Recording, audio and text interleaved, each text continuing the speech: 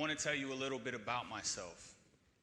I'm 32 years old, and for the past 15 years, I have been in prison. During that time, I've had the opportunity to reflect on my past and the decisions that I have made. In no way am I proud of what led me here. However, coming to prison has made my life a life worth living. My story starts with the divorce of my parents not long after I was born. I was awarded to my mother as most children are.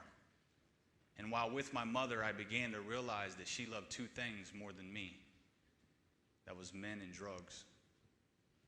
I watched as they got all of her attention, and I wondered why she never loved me.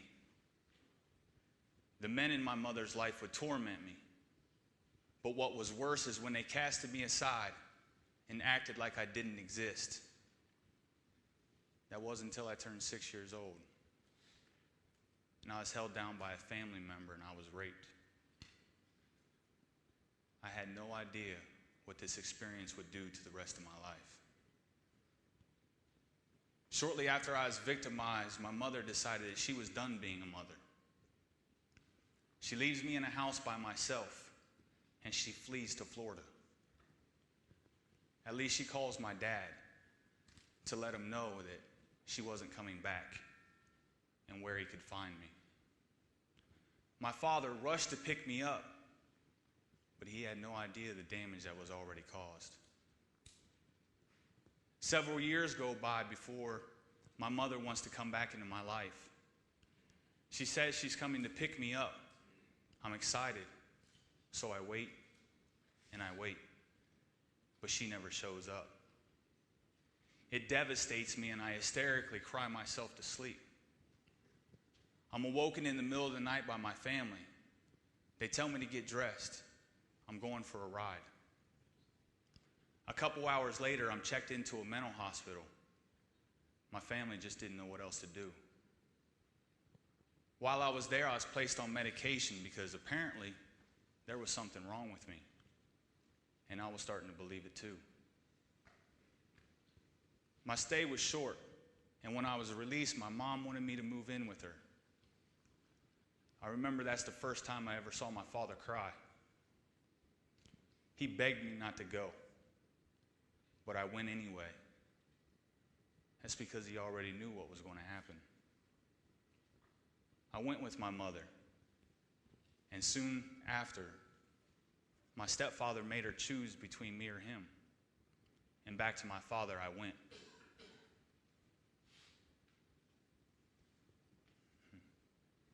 Crazy. Unbelievable. It felt like my world was imploding. I did everything I could to be numb, so I took as many drugs as I could. I soon find out that my cousin dies in a car wreck, and I'm the one that feels responsible. See, I told him to come out to my house that night, but he never made it. I quit going to school just so I could get high. Soon I find out that I went from a 3.25 GPA to an F student overnight, it seemed. You know what's worse? Nobody said a thing. I'm almost willing to bet not a single person noticed. And then I find out that my son's mother is being sexually molested by her father.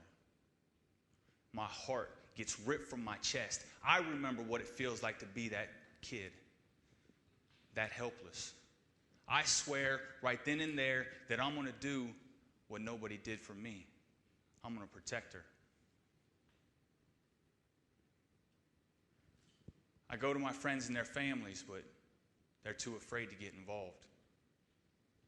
I go to my father, but I lied so much as a kid that he doesn't believe me. I guess the boy that cried wolf finally caught up to me. Some people would say, why not go to the police? In my mind, telling isn't even an option. I tried moving in with her thinking maybe if I was there, it would stop. I was wrong. That only leaves one person left. It's a long shot, but she just might listen. I go to my mother, and this is what she has to say to me. David, you know what you have to do. You protect your family at all cost. He must die. I really believed I was doing the right thing the night that I shot my girlfriend's father. What I didn't know is nobody would agree with me. In trying to ease the pain of my son's mother, I'm the one that's responsible for her 15 to life sentence for murder. Swearing my son would never go through the pain and the trauma that I went through, this is the legacy that I've left behind. Both of his parents in prison for the murder of his grandfather. I abandoned my family, and I took another man from his. I've grown to know that words are not enough to say I'm sorry. So I've dedicated my life to help men and kids from becoming me. I work with men every day down at Lifeline to help them better themselves. And I try to be a positive role model in everybody's life. I believe that there's a few things that dramatically affected my life. Number one, I was sexually molested as a kid. Number two, I was abandoned by my mother. Number three, I was failing in school, taking drugs. And not only did nobody notice, but I don't think too many people said a thing to me. And number four, I was put into an adult situation. And when I needed somebody the most, at first nobody stepped up to help me. But then when they did, they gave me very, very bad advice. Now I want you to think about something for a minute. I want you to think about the kids that are in your life right now. Picture their faces.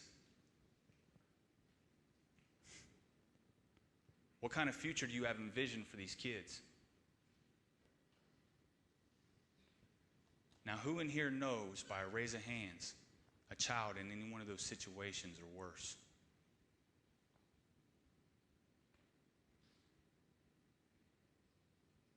Will you watch another kid throw their life away?